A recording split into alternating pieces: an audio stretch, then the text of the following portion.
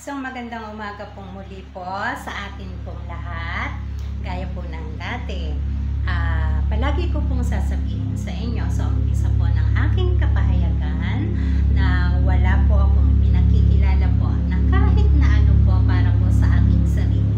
Isa pong aba na tagapagpahayag po kung ano po ang nilalaman ng atin pong banal na libro. Bagamat hindi po talaga kanais-nais po ang nangyayari po sa ating paligid, hindi lang naman po sa bansang Pilipinas, kundi sa buong pong kapuluan yan, sa buong mundo po. Alam ko po sa mga puso po ninyo, at maging sa kagaya ko din pong ordinaryo, marami din po akong, lahat po tayo nakakaramdam ng mga agam-agam, pag-aalala, kalungkutan sa nangyayari po sa paligid po natin. At bilang isang ordinary din po na kagaya ninyo, ay naitanong ko po sa ating Diyos na kataas-taasan sa banal na Espiritu Santo kung ano po ba ang kadahilanan o sanhi po na talaga po bang kailangang pagdaanan nating lahat ito dito po sa sanlibutan. At ako naman po ay kanyang pinaunlakan at tinugon po niya ang akin pong katanungan. Ayon po sa ating banal na Espiritu Santo ng ating Diyos na kataas-taasan, Risa, sino ang Diyos ninyo o nila? Sino ang Diyos nila? Sobrang dami daw po ng Diyos sa ibaba. Buong mundo po to, hindi lang po sa bansang Pilipinas. Sobrang dami po ng sinasamba at sobrang dami po ng niluluhuran. Nasa panahon po tayo ng paghuhukom at kailangan po ng paglilinis. Pagamat masakit po ang gagawin pong paglilinis, ayon po sa kanya ay talaga pong kinakailangan pong pagdaanan po ng lahat. Ayon po sa kanya, ang ibaba daw po ay namumutik-tik po sa sinasabi po, sinasamba ng Panginoon at tinatawagang Panginoon. Sobrang dami daw po. Halos wala na daw pong lugar ang kanya pong katawan. Ang mahal na Birheng Maria at ang banal na pamilya. Ang banal na pamilya po, ang Diyos Ama at Jesucristo ay iisa, ang Espiritu Santo at ang kanyang mahal na Birheng Maria ay iisa, ang bugtong na anak, ang pinagsamang Diyos Ama at ang mahal na Birhen ay tinatawag na bugtong na anak, at ang batang siya, ayun ang tinatawag niyang batang siya, ang batang Jesus, at ang batang akong si ako na hindi pa nga po pinagkaloob na maisilang ang batang akong si ako, ayan daw po ay ang tatlong persona pero iisa pong Diyos. Ayon po sa ating Diyos na kataas-taasan, ang mga imahe, larawan o ribulto po ay hindi naman po masama po yan. Ang hindi po kalugod-lugod sa Kanya ay ang paglikha po natin ng napakarami pong ribulto, larawan na hindi naman po siya yung tunay. Yun po ang tinatawag niyang pagsamba nyo sa Diyos-Diyosan. Okay lang ang ribulto, ang larawan, kung yan po ang tunay. So, sobrang dami daw pong Diyos, sobrang daming niluluhuran, sobrang daming tinatawagan. At ang atin pong banal na Espiritu Santo ay hindi po nalulugod. Sa tuwi po tayong mananawagan na pag dumating po ang sakuna, ang salot, ang dilubyo, ay palaging ang winiwika po natin, tama na po Panginoong Jesucristo, tama na po, wag niyo po kaming parusahan, maawa na po kayo sa amin.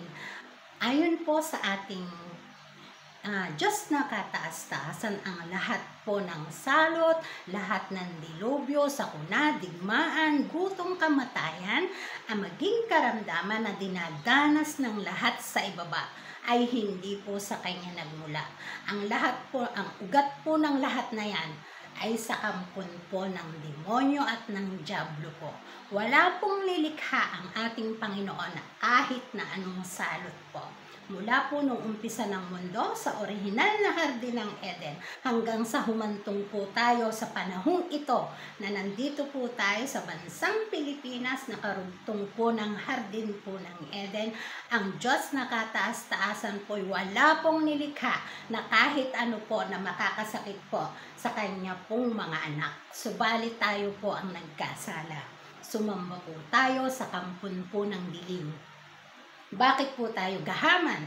Bakit tayo ganid? Bakit tayo ma-pride? Bakit tayo makasarili? Bakit tayo lahat pong yan? Bakit po ang kalikasan ay nagwawala? Bakit bumabaha? Dahil nga po walang patumangga po. Kahit bundok, papatagin, lalagyan ng mga bahay, lahat ng puno ubusin dahil ang laki ng ating kikitain. Kapag gumuho, kapag bumaha, maraming namatay. Mananawagan ng lahat. Patawad po. Tama na po ang parusa. Maawa po kayo sa amin.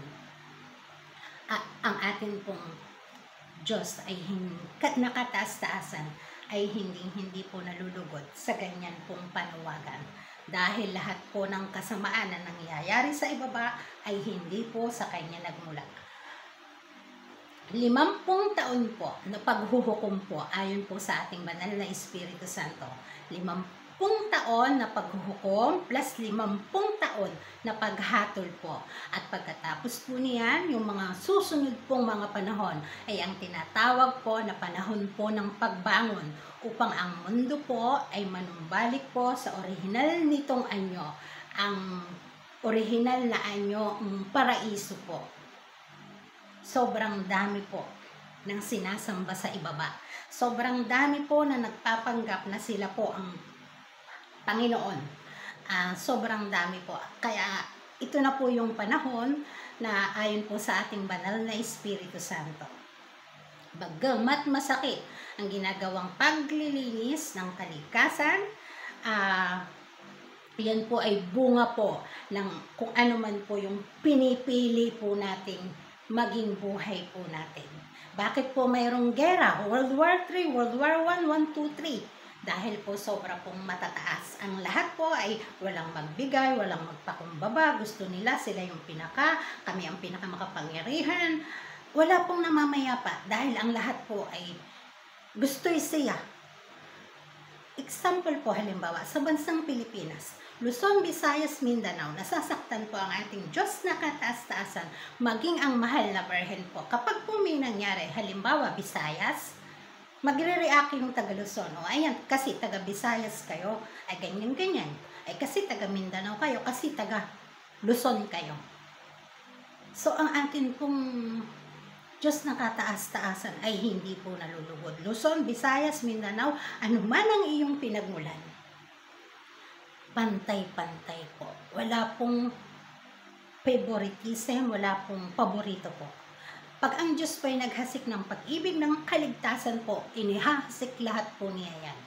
At yan nga po ay nakadepende po kung kaya po nating saluhin. Pero kung ganyan po yung mga pananaw daw natin, ganyan yung mga pagtingin natin sa kung anong nangyayari sa mundo na hindi po natin masasalukuyan at hindi po siya nalulugod. At sa tuwing may sakuna, parusa yan ng langit, nagmula sa Diyos, hindi po ganyan ang Diyos na totoo.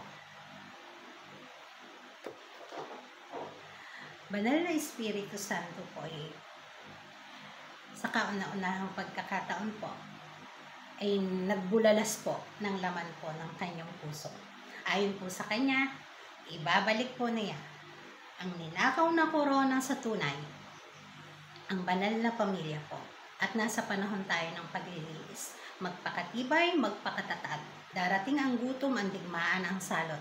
At ang lahat po ng uri ng kahirapan po. Baguhin po natin ayon po sa kanya. Para po ang buhay natin, kung saan man tayo naroon, tayo rin po ang pipili po. Ang atin pong banal na Espiritu Santo ay palagi pong nakatunghay at sa atin po ay palagi pong nandun po ang kanyang awa at paggabay. Subalit paano po natin yan mararamdaman kung ang atin nga pong sinasamba ay hindi po ang tunay. Hanggang sa muli po, wala na po tayong oras. Bye! Paalam!